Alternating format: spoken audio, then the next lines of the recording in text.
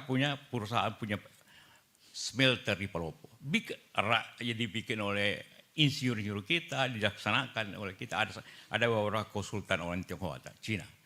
Konsultan hanya lihat benar tidaknya kualitasnya, tapi tidak membuat pabriknya. Semua bisa. Nah, inilah yang menyebabkan kenapa terjadi kelambatan ekonomi di Indonesia. Di samping itu juga hukum kita berubah-ubah dan juga mudah diatur. Mudah diatur di DPR, mudah diatur di macam-macam. Akhirnya tidak ada kepastian bagi investor. Kenapa investor kita itu tidak sebesar di Vietnam, tidak sebesar di Thailand, tidak sebesar di Malaysia. Sehingga pertumbuhan ini menjadi masalah. Bagaimana kemudian kita perbaiki itu? Dunia sedikit membaik. Hanya naik 0, tapi pertumbuhan di negara-negara yang besar, Amerika, Cina sekarang menurun akibat perang dagang Amerika. Eropa juga menurun ekonominya. Maka pasar kita juga tidak besar lagi. Kedua, akibat perang itu di mana-mana, kebutuhan energi menjadi berkurang. Dan kebutuhan industri berkurang. Karena itu harga batu bara menurun, harga nikel menurun. Satu-satunya yang naik copper, tembaga, dan emas. Yang lainnya menurun. CPO juga ada penurunan keadaan naik. Salah satu sektor lain juga yang menyebabkan ekonomi kita itu penuh dengan tantangan ialah minyak.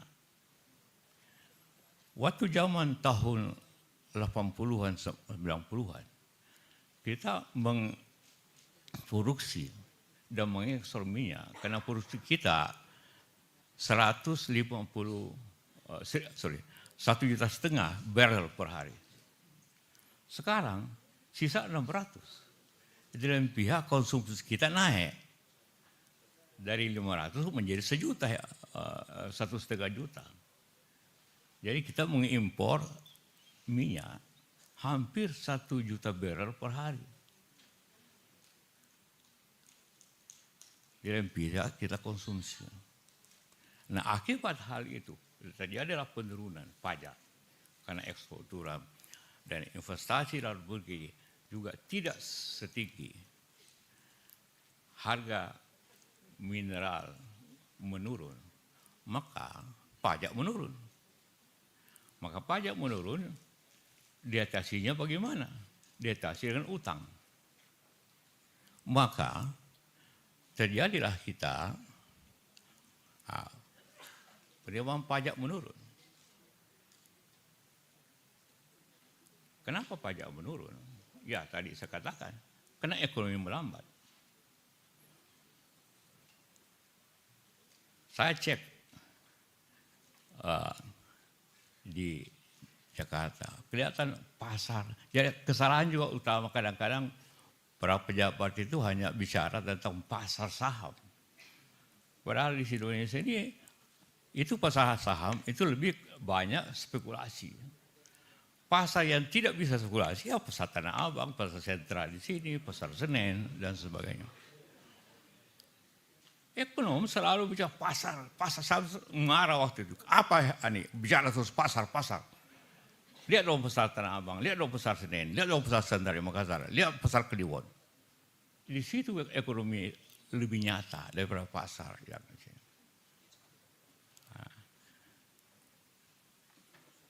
Saya tanya, orang mengatakan iya pasar kurang, turun karena banyak online. Minggu lalu saya pergi makan di restoran Padang dengan teman-teman. Antri, orang ojek dan Grab juga banyak yang nunggu. Saya bicara dengan dia, bagaimana keadaan di sini? Wah, turun 50% pendapatan dibanding 2-3 tahun yang lalu. Artinya, online juga menurun. Karena itu untuk melihat online itu berarti lihat ojeknya. Dia sibuk atau tidak. Penghasilannya dulu 150 turun jadi 60-70. Terpaksa dan kebanyakan juga yang buat jadi ojek. 25% daripada pengemudi Gojek dan Grab itu sarjana. 25%. Ya, karena terlalu banyak sarjana dihasilkan oleh universitas, Pak Rektor, dibanding lapangan kerja. Ya, dan jangan menghasilkan terlalu banyak sarjana. Lebih banyak pelatihan atau apa namanya, ya, lebih banyak itu pelatihan dibanding dengan sarjana. 25%. Di Jakarta saya bicara gubernur. Banyak Pak penyapu jalan. Itu sarjana, dilapor oleh sarjana. Dia hanya kasih ijazah SMP-nya, baru kemudian baru tahu bahwa dia sarjana. Begitu lapangan kerja masih berkurang. Di Cina, ini bicara universitas, kita penduduk 280 juta. Ada 4.500 perguruan tinggi. Di Cina penduduknya 1,4 miliar. Universitasnya hanya, perguruan tingginya hanya 2.500. Tapi pelatihannya luar biasa di mana-mana. Apa istilahnya di sini? Di vokasi. Ya, vokasi. Politeknik, vokasi dan sebagainya. Itu semuanya lebih penting daripada sarjana yang begitu banyak.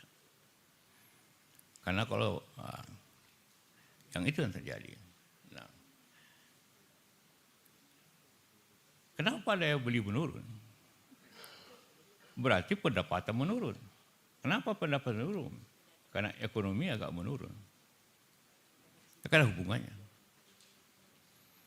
Kenapa banyak pengangguran? Karena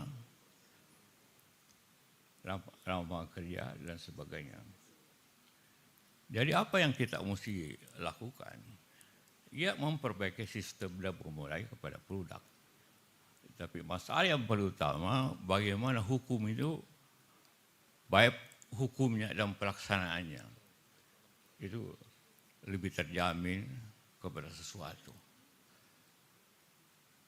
Saya 3 bulan lalu ke Vietnam. Saya tanya, ada banyak pengusaha Indonesia di Vietnam yang pindah dari sini. Kenapa? Di sini Pak, kalau kita datang tanya mau apa, mau bikin pabrik, dia butuh berapa hektar, langsung pemerintah yang melakukan. Kedua, hukumnya jelas.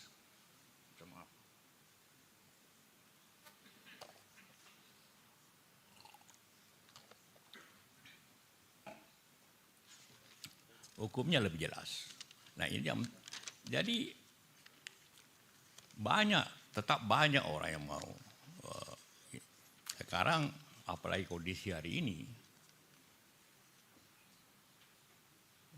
mau slow down. Kadang-kadang susah juga menghadapi, walaupun saya orang pemerintah juga lebih susah. Kita mempunyai bisnis yang tidak ada orang yang, tidak ada swasta yang melaksanakannya. Membangun PLTA. Ada yang melaksanakan kecil-kecil, yang besar. PLTA.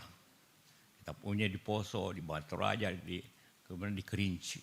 5. Total kapasitasnya hampir 1.500 mega. Listrik ini dari Poso ini. Sebagian besar. Tetapi kita siap bangun lagi. Susahnya kayak apa? Susahnya kayak apa? Saya punya sendiri di Kerinci sudah jalan. Minta diresmikan. Oh, supaya orang tahu lah bahwa sudah 5 bulan minta sama presiden, belum. Ya, itu mungkin sibuk pemerintah. Ya. Tapi kadang-kadang orang asing diterima langsung. Dan saya ingin sampaikan, kalau 70% insinyernya orang anak UNAS. 70%.